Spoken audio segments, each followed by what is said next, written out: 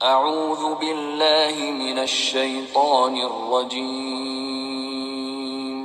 بسم اللہ الرحمن الرحیم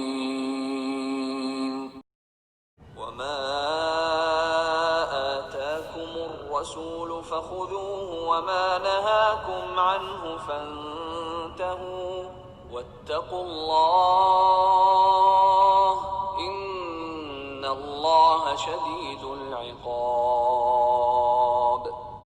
السلام علیکم ورحمۃ اللہ وبرکاتہ. نحمده ونصلی علی رسولہ الکریم، اما بعد فاعوذ باللہ من الشیطان الرجیم. بسم اللہ الرحمن الرحیم. رب اشرح لی صدری ویسر لی امری واحلل عقدۃ من لسانی یفقہوا قولی. ربنا زدنا علما اللہم فقہنا فی الدین. اللہ سبحانہ وتعالی ہمارے لیے آسانیاں کرے، ہمارے دل کو بصیرت عطا فرمائے کہ ہم چیزوں کی حقیقت دیکھ سکیں. ایک تو ہے نا کہ موت کے بعد انسان کو حقیقت سمجھ آئے گی کہ پھر جاگے گا، ابھی سو رہا ہے اور پھر اس وقت جاگے گا. اور ایک یہ ہے کہ انسان رسول اللہ صلی اللہ علیہ وسلم کی حدیث کے مطابق ہی، کہ کسی نے پوچھا تھا کہ سب سے زیادہ عقل مند انسان کون ہے، تو رسول اللہ صلی اللہ علیہ وسلم نے فرمایا تھا کہ وہ جو موت کے آنے سے پہلے موت کی تیاری کر لے، وہ سب سے زیادہ عقل مند انسان ہے. تو اللہ کرے کہ اللہ تعالیٰ ہم کو بصیرت عطا فرمائے اور ہم علم نافع حاصل کریں تاکہ ہمارے عمل میں چینج آئے اور ہم چیزوں کو ان کے حقیقت کے ساتھ دیکھیں. اب ہم اتباع سنت پڑھ رہے ہیں، ٹھیک ہے نا. اور جب میں سنت کہتی ہوں تو میں اسلامک ٹرمینالوجی کے حساب سے بات کر رہی ہوں، ٹھیک ہے نا. اب بہت ساری چیزیں ہیں، جب آپ عام ڈکشنری میننگ دیکھیں کہ تو فرق ہوگا، اور جب آپ اسلامک ٹرمینالوجی میں دیکھیں گے تو فرق ہوگا. ایک ہوتا ہے جب آپ کوئی بک پڑھ رہے ہوتے ہیں نا اردو کی، تو ذرا مشکل الفاظ ہوتے ہیں، سمجھ نہیں آتا. لکھا ہوتا ہے لغوی معنی. لغوی معنی کا مطلب ہے لغت میں اس کا کیا معنی ہے، ڈکشنری میننگ کیا ہے.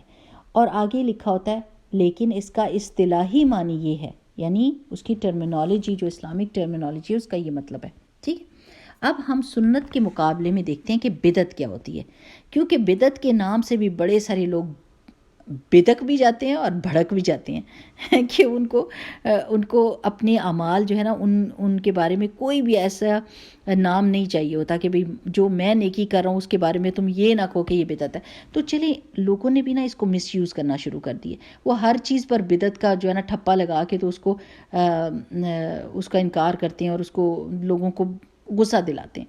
تو ہم نے یہ سمجھنا ہے کہ اصل میں بدعت کہتے کس کو ہیں. دیکھتے ہیں بدعت کی تعریف کیا ہے، یعنی بدعت کی ڈیفینیشن کیا ہے. تعریف کا یہ مطلب نہیں کہ اس کی تعریف کریں.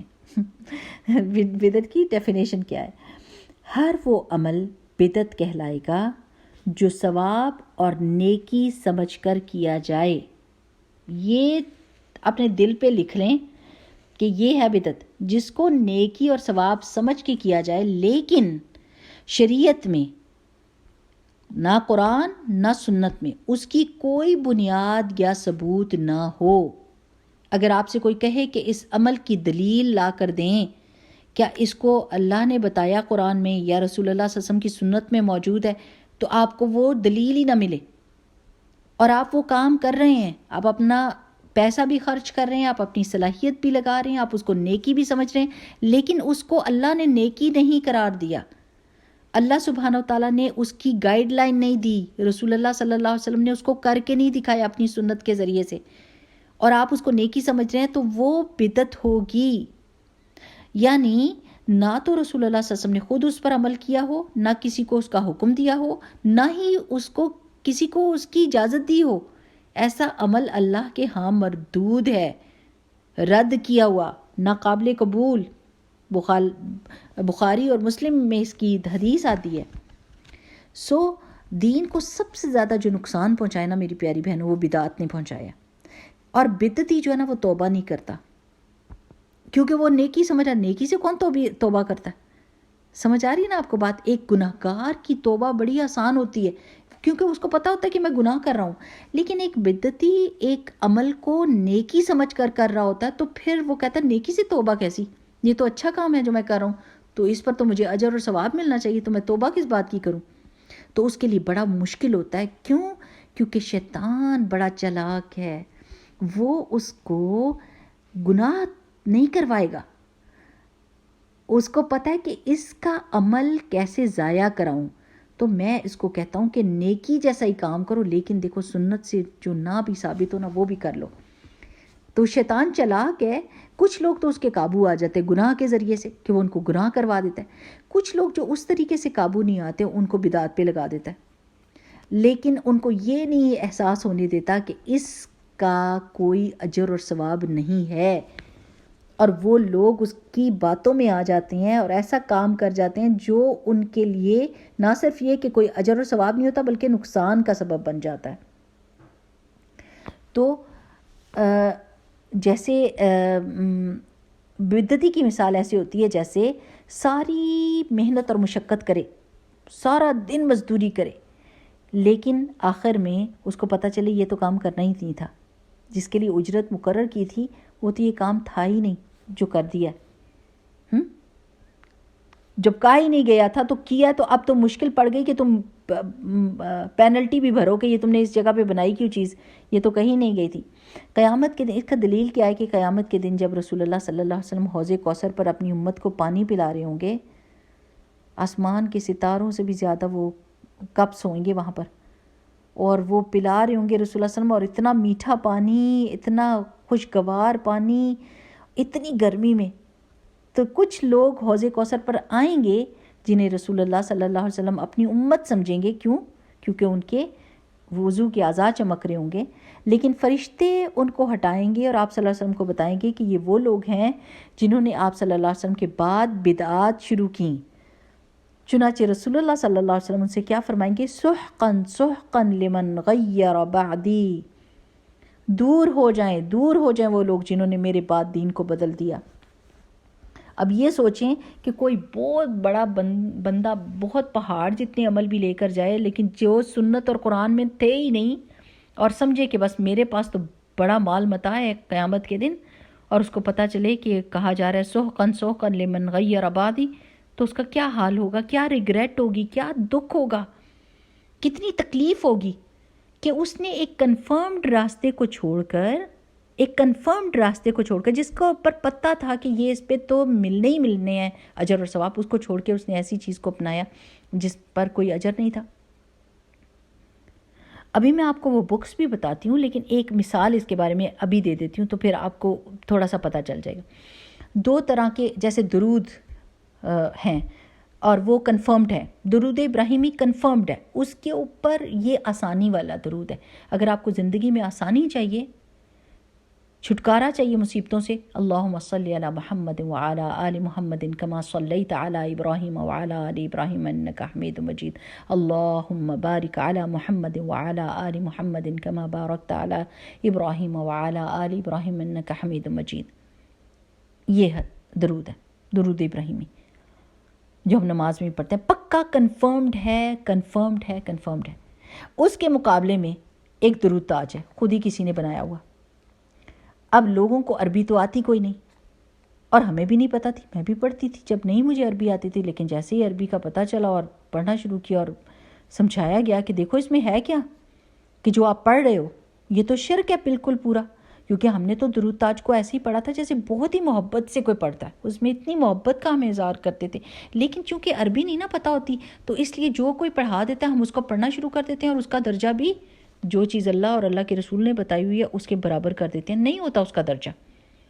سمجھیں درود ابراہیمی ایک پریشس موتی ہے، ہیرا ہے، اور اس کے مقابلے میں ایک یہ عام سی چیز ہے، اور وہ کیا ہے؟ درود تاج میں آتا ہے نا، صاحب التاج والمعراج والبراق والعلم دافع البلاء والوباء والقحط والمرض والعلم، استغفر اللہ العظیم۔ یہ میں آپ کو اس لیے بتا رہی ہوں کہ میں خود بھی یہ پڑھتی تھی، جب ہم چھوٹے ہوتے تھے تو ہمیں پڑھایا جاتا تھا کہ پڑھو، لیکن جب تعلیم حاصل کی تو پتہ چلا، اس میں کہا جاتا ہے کہ اللہ کے رسول صلی اللہ علیہ وسلم کیا ہیں؟ دافع البلاء، وہ بلا کو ہٹانے والے ہیں، والوباء، اور وبا کو ہٹانے والے ہیں، والقحط والمرض، اور مرض کو دور۔ آپ قرآن میں لکھا ہوا ہے کہ اے محمد صلی اللہ علیہ وسلم اس سے کہہ دیجئے کہ نہ میں تمہارے کسی نقصان کا مالک ہوں نہ نفع کا مالک ہوں، اگر میں مالک ہوتا تو میں ساری کی ساری خیر اپنے لیے اکٹھی کر لیتا۔ یہ قرآن کی آیت ہے، اگر رسول اللہ صلی اللہ علیہ وسلم دافع البلاء والوباء والقحط والمرض ہوتے تو اپنے بیٹے کو نہ بچا لیتے، ابراہیم علیہ السلام کو مرنے سے؟ بیٹیاں ان کی زندگی میں فوت ہوئیں، خود بھی بیمار ہوئے، صحابہ بھی بیمار ہوتے تھے، ان دعا رسول اللہ صلی اللہ علیہ وسلم کی قبول ہوتی تھی، لیکن ان کے پاس طاقت دعا کی ہے، دور کرنے والا اللہ ہے۔ اور اس بات میں کوئی شرم نہیں کرنی، یہ قرآن کی آیات ہے میری پیاری بہنوں، کہ اللہ سبحانہ و تعالیٰ کسی بھی مصیبت اور پریشانی کو دور کر سکتا ہے۔ جیسے آیت ہے نا، وَإِن يَمْسَسْكَ اللَّهُ بِضُرٍّ فَلَا كَاشِفَ لَهُ إِلَّا هُوَ، جب تمہیں وہ نقصان پہنچانا چاہے یا کوئی ضرر پہنچانا چاہے تو اللہ کے سوا کوئی بھی نہیں ہے جو اس کو ہٹا سکے۔ وَإِن يَمْسَسْكَ بِخَيْرٍ فَهُوَ عَلَى كُلِّ شَيْءٍ قَدِيرٌ، اور اگر وہ خیر پہنچانا چاہے تو وہ ہر چیز پر قدرت رکھتا ہے۔ یہ 20 آیات ہیں جو رسول اللہ صلی اللہ علیہ وسلم کے منہ سے کہلوائی گئی تھیں تاکہ لوگوں کو پتہ چل جائے کہ اللہ سبحانہ و تعالیٰ کا درجہ الہ کا ہے، مالک، خالق، مدبر۔ اور سارے انبیاء کی دعائیں آپ پڑھتے ہیں تو کیا ہے؟ اللہم ربنا، انہوں نے یہ نہیں کہا کہ ادھر لاؤ اس بندے کو، اللہ نے مار دیا تو لاؤ میں اس کو زندہ کرتا ہوں، اللہ کے مقابلے میں کسی بندے کو کھڑا کرنا۔ یہاں تو میری پیاری بہنوں پیروں فقیروں کو کھڑا کر دیا لوگوں نے اللہ کے سامنے، استغفر اللہ العظیم، کہ ملک الموت نے کسی کو مارا، مطلب اس کی جان لے کر گئے تو وہ پیر صاحب کے پاس چلی گئی اور پیر صاحب نے کہا ادھر آؤ تم اس بچی کو چھوڑ دو واپس۔ استغفر اللہ العظیم، استغفر اللہ العظیم۔ تو میں یہ کہہ رہی ہوں کہ بدعات جو ہیں وہ دین کا نقشہ ہی بگاڑ دیتی ہیں، تو انتہائی نقصان دہ ہوتی ہیں اور آپ کا اجر اور ثواب کھا جاتی ہیں، بلکہ نقصان پہنچاتی ہیں۔ اور بدعت کے پھیلنے کے کچھ اسباب بھی ہیں نا، کہ کس طرح بدعت پھیلی ہمارے معاشرے میں، ہمارے امت میں بدعت کیسے پھیلی۔ تو یہ دیکھنے کی بات ہے کہ من گھڑت چیزیں جو لوگوں کو دل سے اچھی لگیں۔ دوسری ایک ٹرم انہوں نے کی بدعت حسنہ اور بدعت سیئہ۔ انہوں نے کہا جی جو اچھی بات ہے نا وہ تو ہم اگر کہہ دینا، آپ دیکھیں کہ کوئی مرا ہے تو ہم بیٹھ کے 1.25 لاکھ کا لا الہ الا انت سبحانک انی کنت من الظالمین کا وہ پڑھ رہے ہیں، تو اس میں کیا برائی ہے؟ کیا برائی ہے؟ اللہ کا نام ہی لے رہے ہیں نا، ایک آیت ہی پڑھ رہے ہیں، یہ بدعت حسنہ ہے نا، اللہ کا نام لے رہے ہیں۔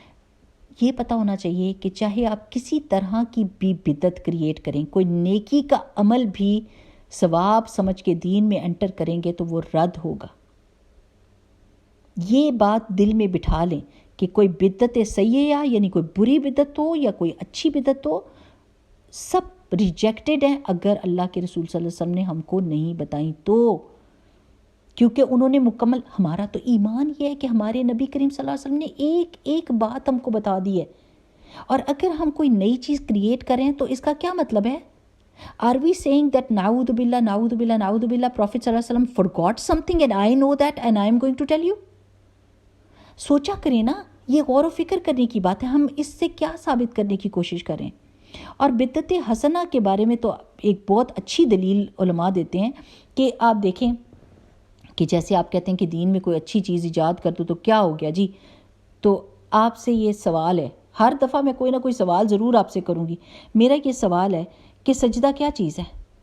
مومن کے لیے معراج کا درجہ رکھتا ہے کہ وہ اللہ تعالیٰ سے ملاقات کرتا ہے، اللہ تعالیٰ سے سب سے زیادہ قریب ہوتا ہے، تو اچھی چیز ہے نا یہ۔ اوکے، 2 سجدے کی جگہ 3 سجدے کرتے ہیں آپ ہر رکعت میں، پھر کیا ہوگا؟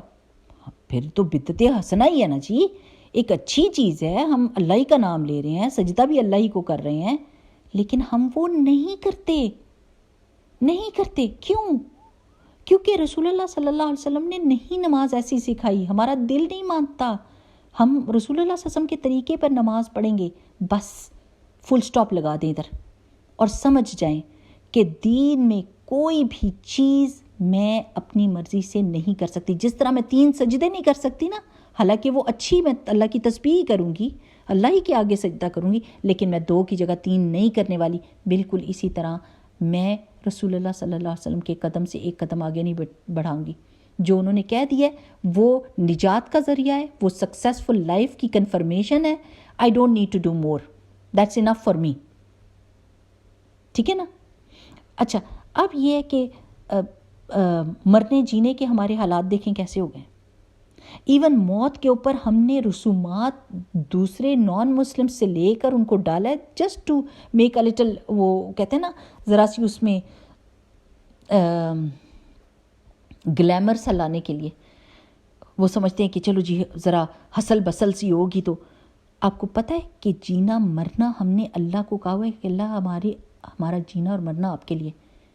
قرآن میں کہتے ہیں نا قل ان صلاتی و نسکی و محیای و مماتی للہ رب العالمین. کہہ دیجئے کہ میری نماز اور میری قربانی اور میرا مرنا اور میرا جینا سب کا سب اللہ کے لیے. تو جب میں مروں گی بھی تو جو کام میرے مرنے کے وقت ہوں گے وہ اللہ کے حکم کے مطابق، رسول اللہ صلی اللہ علیہ وسلم کی سنت کے مطابق ہوں گے.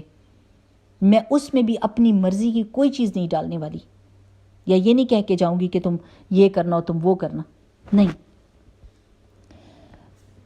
تو یہ میں بک جو ہے وہ فالو کری ہوں نا، اتباع سنت کے مسائل، اقبال کیلانی کی ہے، محمد اقبال کیلانی کی.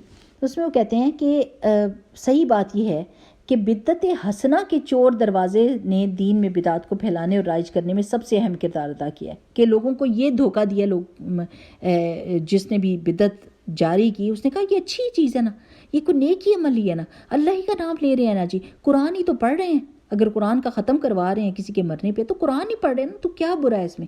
تو یہ بدعت حسنہ ہے. جیسے آپ 3 سجدے نہیں کریں گے ویسے وہ کام نہیں کریں گے جو رسول اللہ صلی اللہ علیہ وسلم نے نہیں کیا. یہ دل میں اپنے ٹھان لیں اور اللہ تعالیٰ سے دعا کر لیں. اچھا اب کیا ہوا، مختلف مسنون عبادات کے مقابلے میں غیر مسنون اور من گھڑت عبادات کو جگہ دے کر ایک نئی بدعی دین کی عمارت کھڑی کر دی گئی. ظاہر ہے آپ بدعت جو اختیار کرے گا وہ ظاہر ہے ایک سنت کو ختم کر کے اس کے اوپر کھڑا ہو کے تو پھر بدعت کرے گا نا.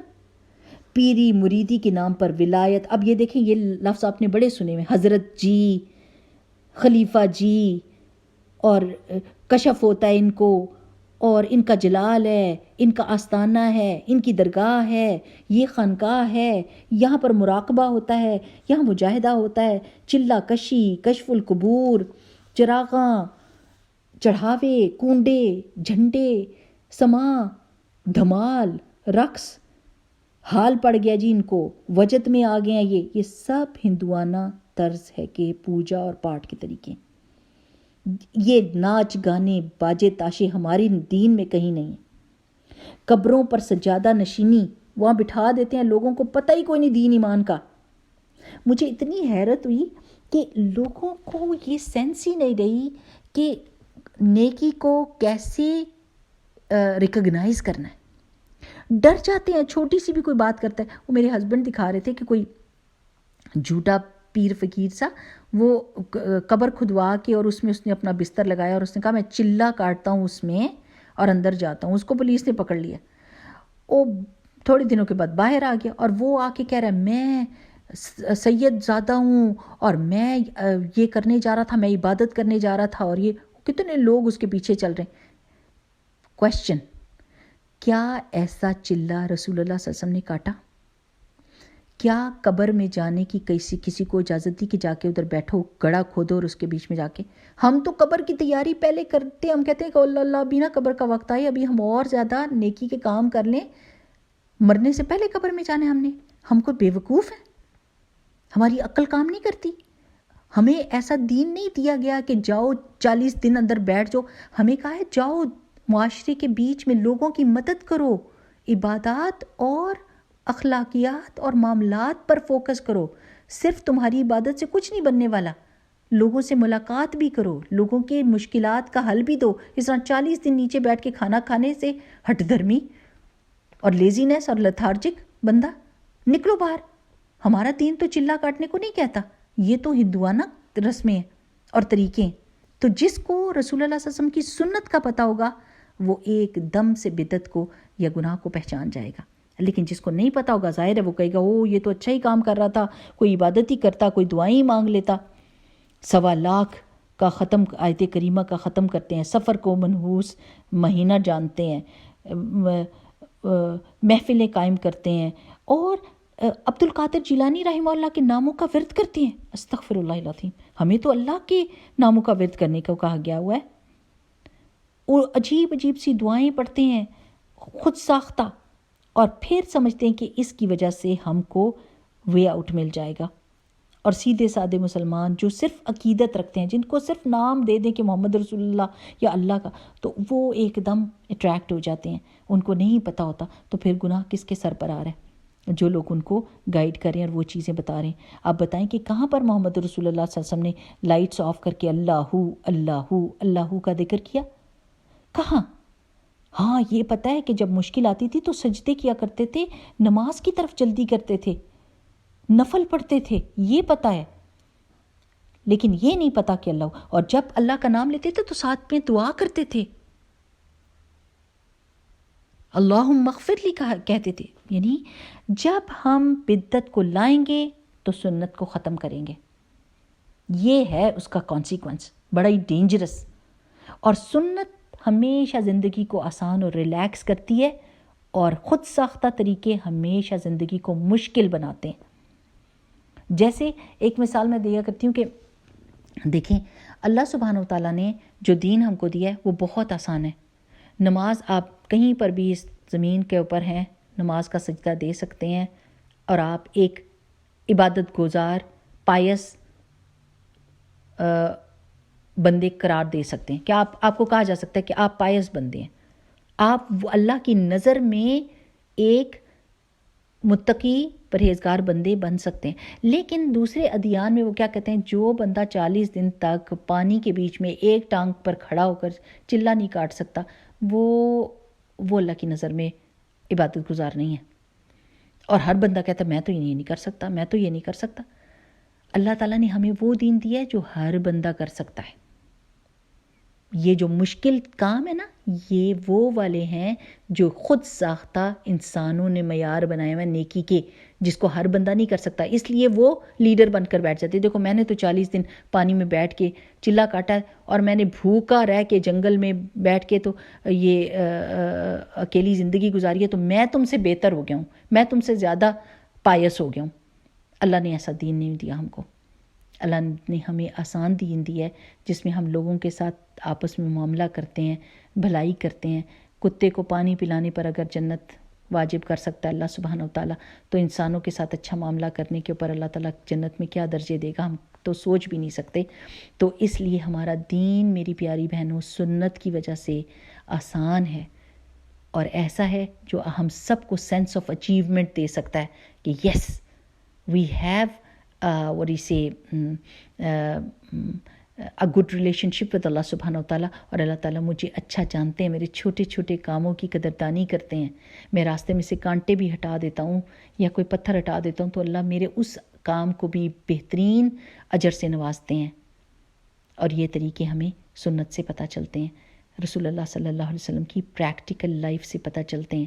جب تک ہم اس کو جانیں گے نہیں، اس پر یقین نہیں رکھیں گے، اس کو فالو نہیں کریں گے، تو پھر ہماری زندگی میں کافی کچھ چیزیں ضائع ہو جائیں گی، اور آخرت میں شرمندگی اور ریگریٹ کے سوا کچھ نہیں ہوگا۔ سو انشاءاللہ باذن اللہ ہم یہ میک شور کریں گے کہ ہم سنت کی اہمیت کو سمجھیں اور اس کو اپنائیں، اور چھوٹی چھوٹی سنتوں کو اپنانے سے اللہ تعالیٰ بڑی بڑی نیکیوں کے دروازے ہمارے لیے انشاءاللہ باذن اللہ کھول دے گا۔ ٹھیک، اللہ تعالیٰ سے دعا ہے کہ اللہم انا نسألک ایمانا لا یرتد ونعیما لا ینفد ومرافقۃ محمد صلی اللہ علیہ وسلم فی اعلی جنت الخلد۔ اللہ تعالیٰ سنت کے طریقے ہمارے لیے آسان کرے، ہمارا سینہ کھول دے، اور ہم اس محبت کو ایبزارب کریں اپنے پیارے نبی صلی اللہ علیہ وسلم کی، اور اس بات پر یقین رکھیں کہ اللہ سبحانہ و تعالیٰ نے محمد رسول اللہ صلی اللہ علیہ وسلم کو ایک معجزاتی طریقے سے، ان کے ذریعے سے ہم کو سنت کا طریقہ دیا، ان کی لائف سے ہم کو ہر طرح کی گائیڈنس ملتی ہے۔ تو اللہ تعالیٰ ہمارے لیے سنت پر عمل کرنا آسان کرے میری پیاری بہنوں۔ اللہ سبحانہ تعالیٰ سب کو نیک اور صالح زندگی دے، بچوں کو ہماری آنکھوں کی ٹھنڈک بنائے، ہماری نیکیوں کو قبول کرے اللہ تعالیٰ، اس دنیا میں ایمان کے ساتھ لے کر آئے، ایمان کے ساتھ ہی لے کر جائے، ہمیں بہت سارے نان مسلمز کو دین اور ایمان کا راستہ دکھانے والا بنائے اور ہمارے ذریعے سے دین کی خیر لوگوں تک پہنچائے، آمین۔ سبحانک اللہم و بحمدک، نشہد ان لا الہ الا انت، نستغفرک و نتوب الیک۔ السلام علیکم ورحمۃ اللہ وبرکاتہ۔